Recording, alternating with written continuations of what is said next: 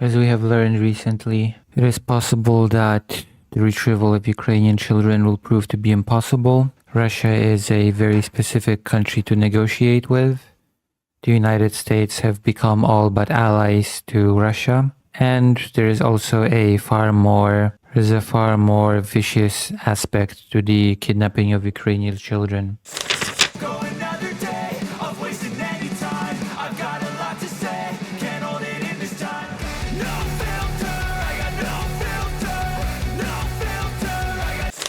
Because when we discuss the topic of the kidnapping as well as how the Russia's education system is structured, the question that comes to mind very naturally, probably to many people, is why does Russia even do it? Why does Russia kidnap Ukrainian children? And why does Russia then continue to militarize such children? We are going to answer these questions as well as continue to try to predict what that means for Russia's future policy.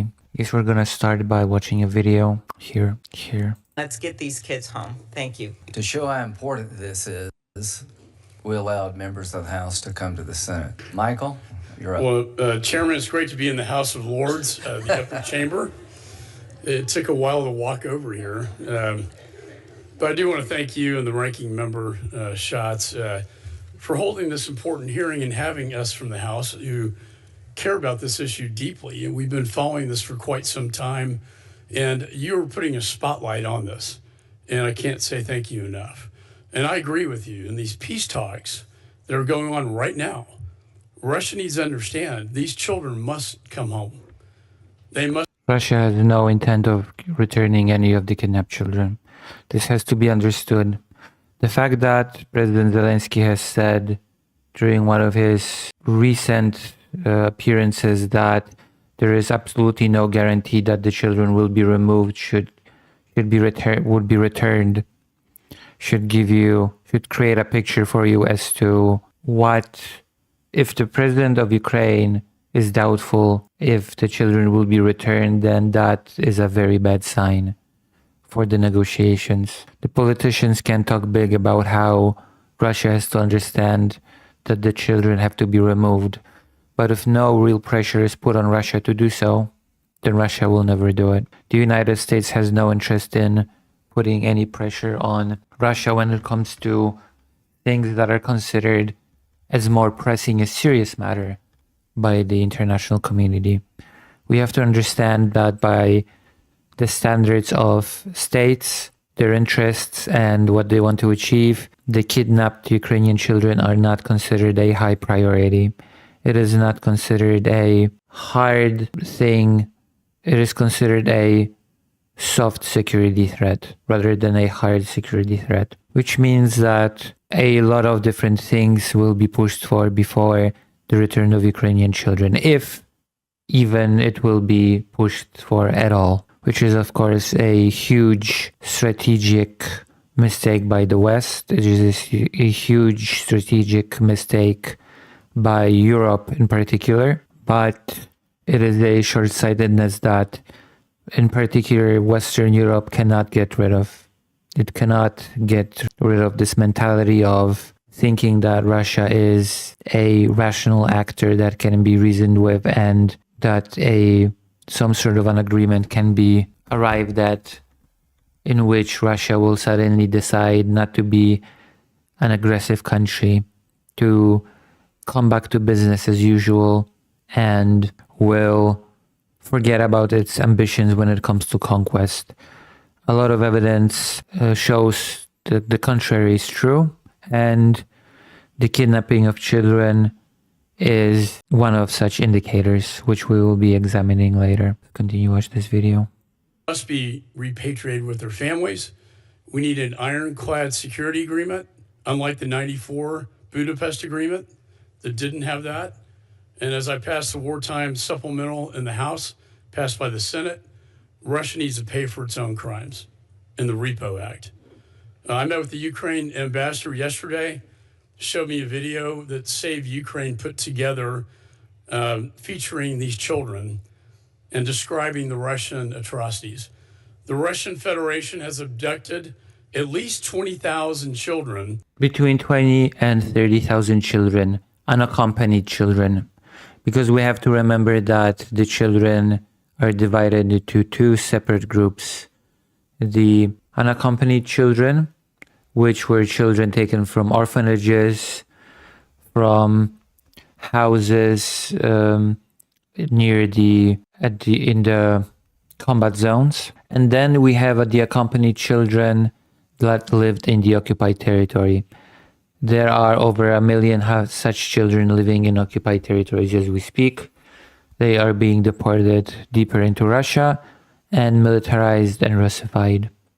And that number of children living in the occupied territories cannot be forgotten. Those children are very rarely talked about, probably because it's a very inconvenient topic, considering that the United States, as we speak, is pushing for Ukraine to give up even more territory, which would result in even more people finding themselves under Russian occupation. That we know of. And every expert I've talked to believes the number's higher, much higher than that.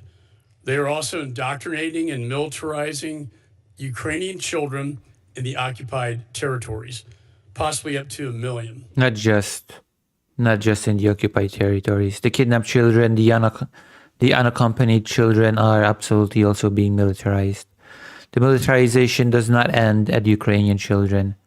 Russia also militarizes Russian children. That is, of course, well known and documented. The militarization of children is something that is countrywide, regardless of ethnicity, and it is a broader strategy by Russia. The building of highly sophisticated paramilitary organizations for the youth, and streamlining the process of children going from school to the military to the front line. According to the video, Russia has allocated $7 billion in its 26-28 budget for a national project titled Youth and Children, essentially militarized youth organizations.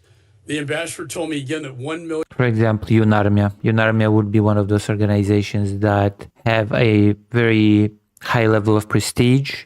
A lot of Russian celebrities, sports people, singers, actors are involved in this project in order to give it an allure, in order to give it glamour, in order to make it seem cool to children that join it, in order to be more, in order to up their social status among their peers. Russia has invested a lot into the UNARMIA project, and unfortunately it is a project that has been highly successful.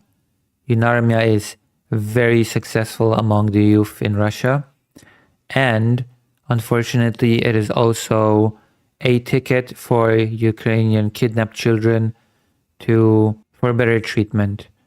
Ukrainian children often face bullying from their peers, mockery for speaking Ukrainian, mockery for their Ukrainian accent when they speak Russian. But once they enter organizations like UNARMIA, things change drastically. Children gain esteem among their peers. Children gain much better treatment from their teachers.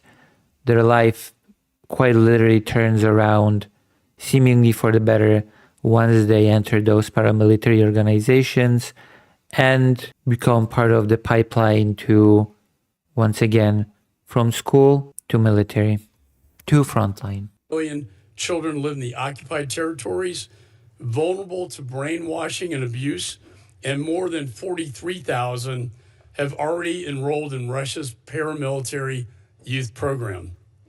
And I think really most frightening to me is in these territories, the textbooks spew false information and conspiracy theories about NATO and the free world. All this is part of Russia's effort to turn future generations against Ukraine, the United States, and Europe, because in their words, they are preparing for a large-scale war against NATO. It will not end at Donbass and the land bridge to Crimea. Just so we understand, this militarization, this policy of trying to engage the youth, not just kidnapped Ukrainian youth, but also Russian youth in the military, speaks to a long-term project, speaks to long-term thinking.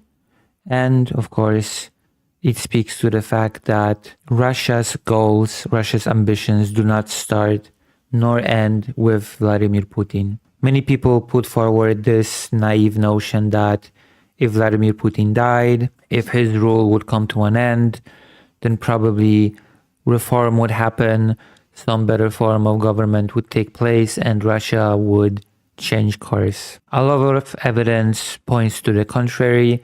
A lot of evidence points to the fact that Russia is preparing to stay course long after Vladimir Putin is gone. A lot of evidence seem to indicate that children who are very young now are being prepared in the future to join the military and the military operations against Russia's enemies. Let's finish watching this video and then we will address the two questions that have been asked at the beginning of this, which are: why is Russia kidnapping children and why is Russia militarizing those children? We have to be clear-eyed in these negotiations.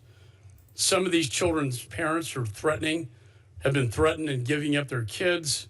They're shipped to Russia, stripped of their identities, tortured, forced to memorize propaganda, and told their country and their own families are the enemy. Finally, many of them are sent to the front lines of the Russian war itself. Imagine a child age 16 being sent to the front lines to fight against their own homeland. And Mr. Chairman, in the documentary Children in the Fire, I'd recommend everybody watch this. They show a child in a prison where adults use electrodes to shock them under their fingernails and genitals. And I hate to even say that in public. It is so horrific. No child should ever have to endure that kind of barbarism. And to me, it's good versus evil, and this is evil in its purest form. And like the chairman, I've met with a lot of these survivors. I've met with many of them who were sent to Russian camps, and they described the forced indoctrination and the torture. As a father of 5, as you mentioned, Mr. Chairman, I can't imagine any of my children being kidnapped and indoctrinated against the United States of America. And imagine how Americans will feel if that happened to them. I'm thankful, Chairman Grant, for your leadership, calling attention to this important issue. And I agree that any peace must include the repatriation of these children, and it must include... I am muted.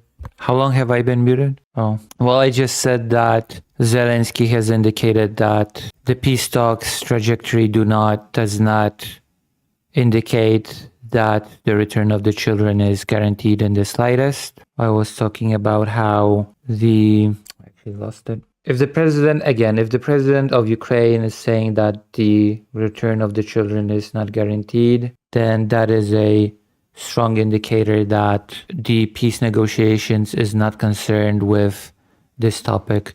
Even when the peace plan had 28 points, and especially when it had been trimmed down to the 20 points, there was no indication, there was no sign of a strong will, none of the points in the show pointed towards a guarantee of the children being returned. This is treated as a very soft security matter by the international community. Only Ukraine seems to be highly interested in return of their children. Russia is absolutely not interested in that.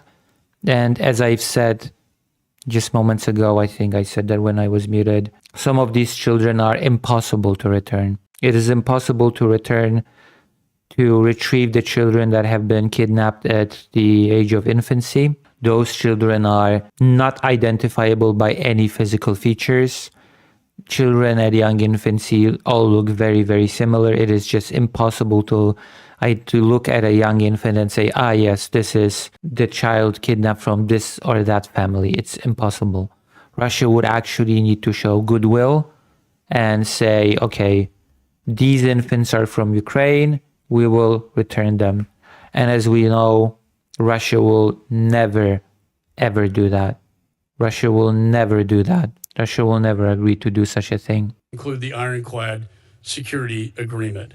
We cannot repeat the mistakes of the past. Unfortunately, the reporting I'm seeing out of Moscow shows Ukraine making concessions while Putin has made none. Hello, Happy New Year. Of course, this is not a very Happy New Year topic, but I've decided that every single day, if I do a stream, I have to do at least one topic regarding the kidnapped children, since this is one of the most underreported topics.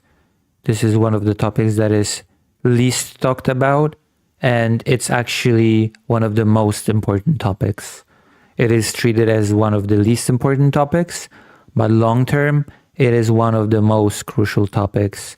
Even if the international community, even if the allied states treat this as a pretty soft issue, I would say that long term, it indicates a very dangerous trajectory on the side of Russia, one that is very much overlooked, especially in these peace talks. How do you square the fact that Donald Trump says that Vladimir Putin wants peace?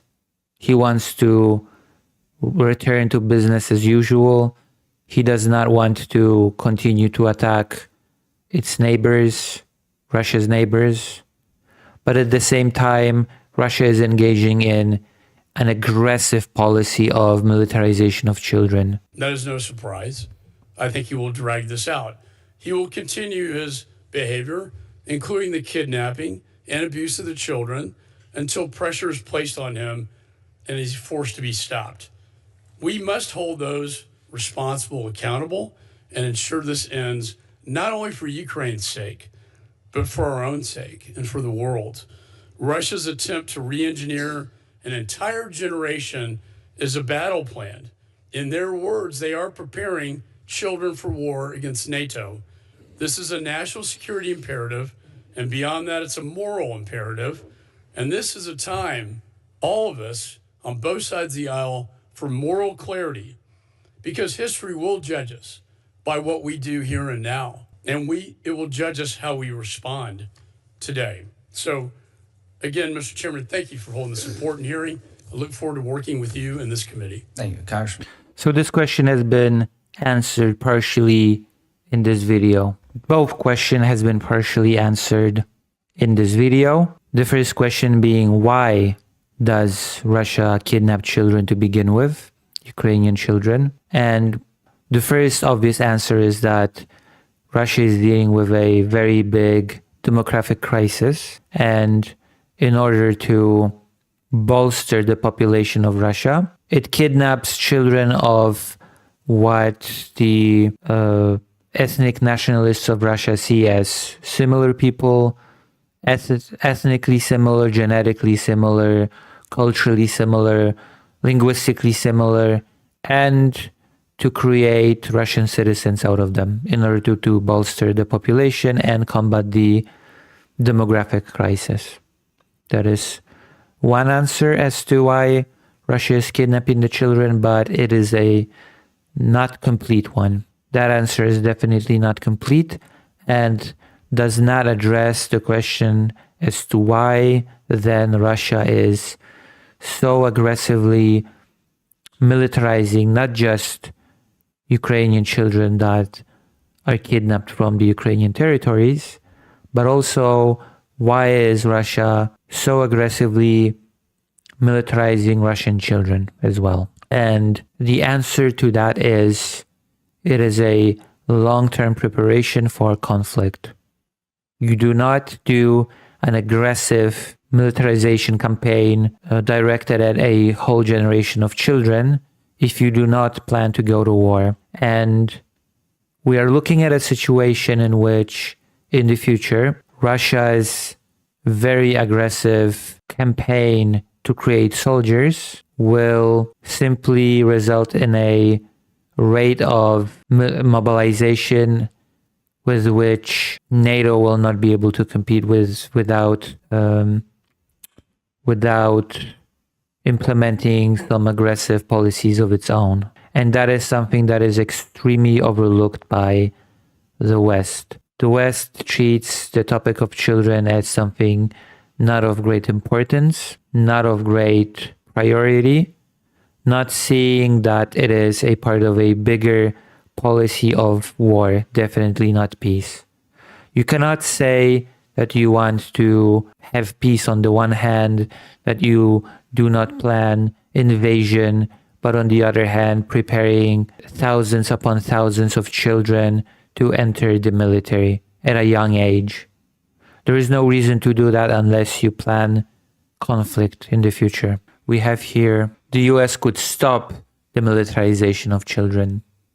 I don't think it will. I think that pressuring Russia to stop doing anything, let alone the militarization of children, is very much not in the interest of Donald Trump's cabinet. I think that we would have to see a shakeup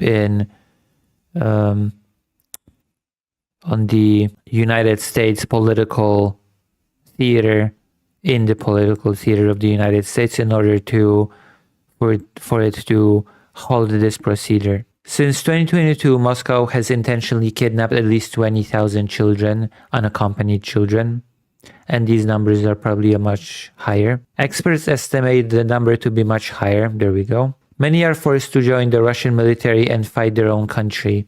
All males in occupied Ukraine receive draft notices to join the Russian army at 17.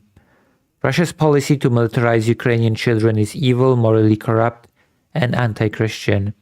But at this scale, it also poses a security threat to Washington and NATO countries.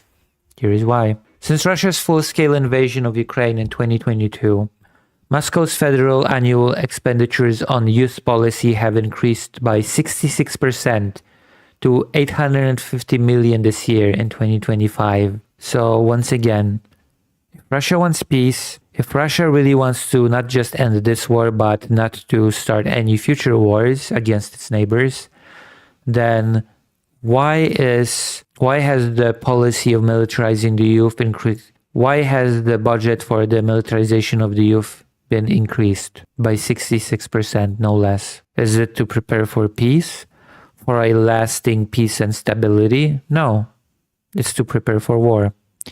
It is clearly to prepare for conflict. The federal budget allocation for the movement of the first, one of the largest organizations responsible for the militarization of youth, exceeded the entire federal budget allocation for Kalmykia, which is one of Russia's poorest regions and dependent on Moscow. Such a splurge is part of Russia's new central policy, which aims to increase the proportion of patriotic, i.e. militarized and ready to fight for Russia youth to 70%. 70%. And it's working.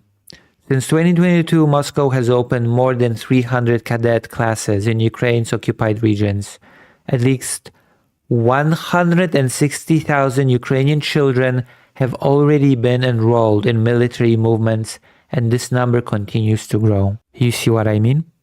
Do you see what I mean when I say this? According to the current peace plan, the one trimmed down to 20 points, the Ukrainian army would be reduced to 800,000 troops. So take that into perspective, that at least 160,000 Ukrainian children in occupied territories have been enrolled into militarization programs. And that's in occupied territories alone. There is the topic of the 20 to 30,000 kidnapped children that have been brought to Russia, that have brought to the motherland in order to be Russified and, of course, militarized. At the same time, Russia persists in indoctrinating other Ukrainian children, sending tens of thousands into notorious summer camps that masquerade as recreation while teaching children to dig trenches. These efforts are set to be scaled up. In 2026, Russia plans to finish the construction of its largest military camp in occupied Ukraine, a 27-acre camp called Warrior in Mariupol. There has been a lot of videos circulating about how finally Mariupol is free from Ukraine's grasp. Finally, Mariupol is rebuilding better than ever. Finally, life is returning to Mariupol better than before. Russian, part of the Ruski Mir. And it is interesting that the same Mariupol is now being used to facilitate the building of the largest military camp on occupied Ukraine. Donald Trump says that Vladimir Putin is ready for peace, that he wants to get it done, that he wants Ukraine to succeed, which was a very interesting statement. While Russia is very openly, without hiding anything, building new facilities to facilitate the militarization of children to prepare them for future conflict. I do not know how the West very comfortably tries to square that circle. How the West keeps talking about concessions with Russia, peace with Russia, how Russia does not need to be pressured into a more peaceful position. No, Russia can be just talked to and a very good peaceful agreement can be achieved. Russia's economy should be rebuilt. Russia should be receiving funds in order to be able to dig for rare earth minerals together with the United States, refine them, new sources of income. And in the meantime, Russia is preparing children for war. During a recent Senate hearing, Katerina Rashevska, legal expert at Ukraine's Regional Center for Human Rights, broke the news that Russia has taken some Ukrainian children to military camps in North Korea. There, children are taught to destroy Japanese militarists and meet Korean War veterans who attacked the US fleet in the 1960s. These early stories indicate that Russia is preparing its future army to fight not only Ukrainians, but the whole world. Putin is partnering with America's enemies to do so. It is also important to note, apart from the kidnapped Ukrainian children, that the Russian youth that attends school is forced increasingly to meet with the veterans of the so-called special military operation and to learn from them, to listen to their guidance, to listen from them how life should be lived, to be encouraged to join the Russian military in the future. That is definitely a thing that I have also heard from the psychologists, the experts that work with rescued children, that military veterans enter schools, they talk to the children about the glamour, about the beauty of joining the Russian military. They also talk to the children about death. They persuade the children that, they assure the children that while death might seem scary as a concept, it is actually very much not, and that there is nothing greater that a person can achieve than to die for the glory of Russia. That is actually a thing that is being told to the Russian children as well as kidnapped Ukrainian children by those veterans that visit the schools. But the path of militarization has been shortened for Ukrainian children. They no longer have to go to Russia, Belarus, or North Korea. Over the last 4 years, the Kremlin strategy has evolved. In 2022, children were forcibly taken from Ukraine to re-education facilities elsewhere. Today, Russia is focused on building military camps inside Ukraine, which this process is getting much easier and would get a much more easier if Russia would receive even more territory. I don't think I have to explain that. In 2024, 3 branches of the military center Warrior were open in occupied regions of Ukraine. Approximately 1.6 million children still remain in the occupied territories of Ukraine, and Russia is determined to militarize them and all of those who come after them. 1.6 million children is 2 times more than the maximum amount of allowed Ukrainian military should the 20-point peace plan come to pass. The peace plan assumes that will allows for 800,000 troops to be stationed in Ukraine, while already we're looking at 1.6 million children alone. This is just from occupied territories alone to be militarized for future conflict. The available evidence suggests that Russia intends to expand dramatically its militarization of youth, as it needs more men to keep the war machine going. At the current pace, we can expect that some 500,000 Ukrainian children will be militarized and bred to serve in the Russian army over the next 5 years. Again, if Russia really wants peace, if Russia really wants security in the region, then why militarize 500,000 Ukrainian children and prepare them for war? Russia's approach to military recruitment cannot be matched by NATO and its allies.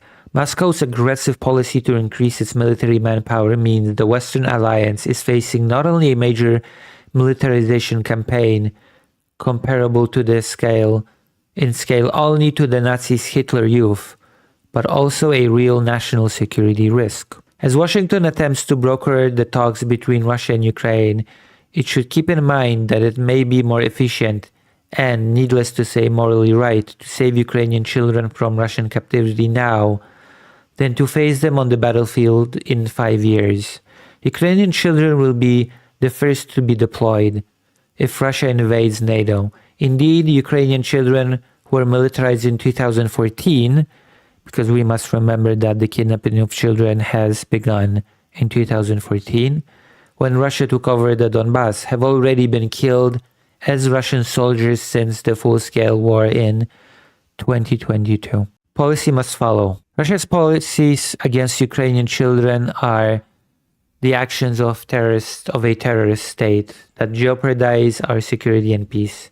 Since Russia does not shy away from taking Ukrainian children to North Korea, one of the 4 countries designated by the United States as a state sponsor of terrorism, it deserves the same designation, especially when the bill enjoys substantial bipartisan support already. So we have managed to answer both questions. The first one being, why does Russia kidnap Ukrainian children? And the second question being, what is the purpose of the aggressive militarization policy that Russia is engaging in towards those kidnapped children? But Russia built a school-to-trenches conveyor belt for children. Is the West ready? Western policymakers often treat soft humanitarian concerns, such as returning Ukrainian children from Russia, as separate from hard security issues, like future defense guarantees for Ukraine.